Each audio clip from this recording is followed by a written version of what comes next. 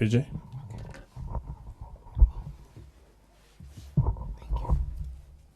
Oh, good afternoon again. Guys, you'll have to make do with my voice as is. I'm hoping the microphone will capture as much of my loud voice as possible. Can the guys at the back hear me? Yeah. You so can? Okay, well done. Now, for this afternoon, actually, we are more keen to listen in to your questions and respond to them. So what you will hear me talk about and what Honorable Engineer Nyamita will be talking about are actually conversation starters. And on my part, I'm very impressed to see guys in high school and guys in primary school who are keen to know where the world is going. But more importantly, guys who are keen to take a role in shaping the world for the future. The few things I'd like to talk about are things that you're learning in school. And I'd want you guys to think about them anew after this visit.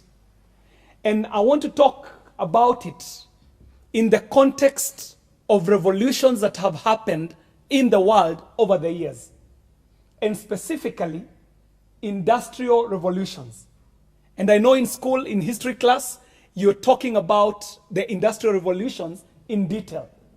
I just want to recap that and quickly talk about the journey that we have walked as humanity, as people, and take you back to the first industrial revolution. In the first industrial revolution, man stumbled upon fire. And with fire, they were able to start doing a few things. But most notable among them is that man stopped depending solely on agriculture for livelihood.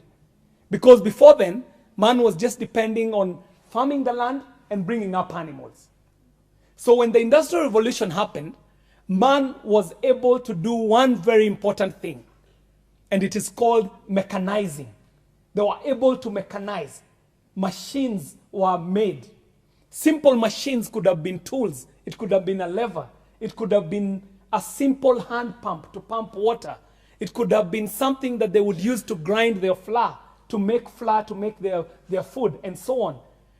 And later on, as the Industrial Revolution was going on, they were able to mechanize and mass and make industries. These industries at that point were being run mostly on steam. Steam engines, where they would heat water, waters would drive turbines, and these turbines would drive the machine. And that was the first Industrial Revolution. The second Industrial Revolution was actually a real revolution. Read your history, find out about great men called Thomas Edison. But my favorite, and guys, I would want you young guys to read about him. This guy is a revolutionary. His name is Nikola Tesla. You need to know Nikola Tesla if you're interested in your computers. He is a brilliant guy. He's a thinker, but he was also a very serious doer. Now, what electricity did is that it changed the game. All of a sudden, people started believing in things that they could not see. Can you see electricity? But if you touch it, you will feel it, isn't it? So you can imagine people coming from a generation where they believe that anything that you cannot see is in the realm of superstition and things that are of the occult. And all of a sudden, electricity is doing these great wonders. In fact, how it is spoken about is that electricity brought the light of day to night. Now, the second industrial revolution was massive. That one now heralded everything else that we're building on today.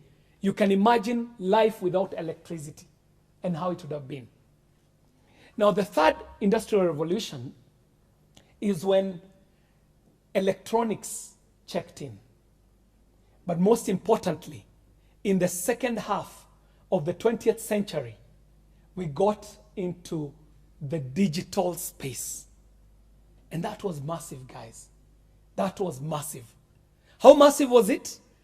In 1996, I was a teacher. I was teaching guys your age. And I was teaching computers. And I would tell these guys that the first computer was probably the size of our whole room. Actually, even bigger. It could have been even the size of a block of buildings. And at that time, the digital revolution hadn't quite happened. We're talking about 1996. And I sounded like a prophet when I used to tell my class that in future, you will be carrying your TV in your pocket, you will be carrying your radio in your pocket, and you will be carrying your phone and camera in your pocket. Guys could not believe in back then. Back then, we used to use something called a desktop computer. Are people carrying their TVs in their pocket today? Are people carrying their radio in their pocket today? Are you carrying your entire photographic studio in your pocket today? The phone back then was something that we used to dial.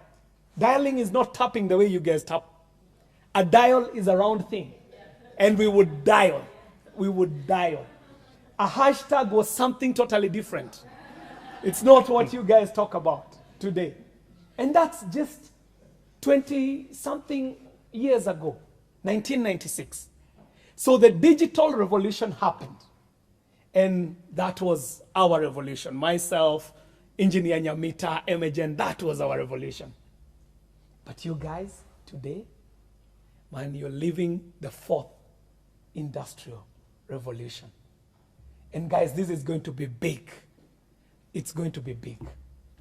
And I won't want to stop without speaking to you as Africans. You guys are from the great continent. And one great African, one amazing African, his name is Frantz Fanon, said that every generation must, out of relative obscurity, discover its mission and either choose to fulfill it or forfeit it. Every generation must, out of relative obscurity, discover its mission and then choose to either fulfill it or forfeit it. Now you guys will have to choose your mission, discover your mission, and then decide whether you're going to fulfill it or forfeit it. Your forefathers fulfilled their mission in Africa. And I'm talking about great Africans who you must study, who went before you. I'm talking about the great Patrice Lumumba, Thomas Sankara, Kwame Nkrumah, Jomo Kenyatta, great men who went before you, Nelson Mandela, who went before you, and they did amazing things. For them, it was the liberation of Africa. Africa is now free. So you guys will have to discover what you will do with the fourth industrial revolution. The fourth industrial revolution is going to build on what the third industrial revolution did. You guys will build on technology to a level where it will be so hard to distinguish between the physical and the metaphysical. We are heading towards, actually we are already into what we call artificial intelligence. How many of us in the room know Siri?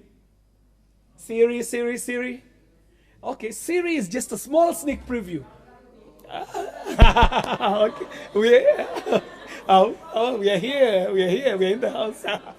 We are here. Awesome. So, as we head into the fourth industrial revolution, you guys will have to choose what great things you're going to do, not only for yourselves, not only for your country, not only for Africa, but for all of humanity.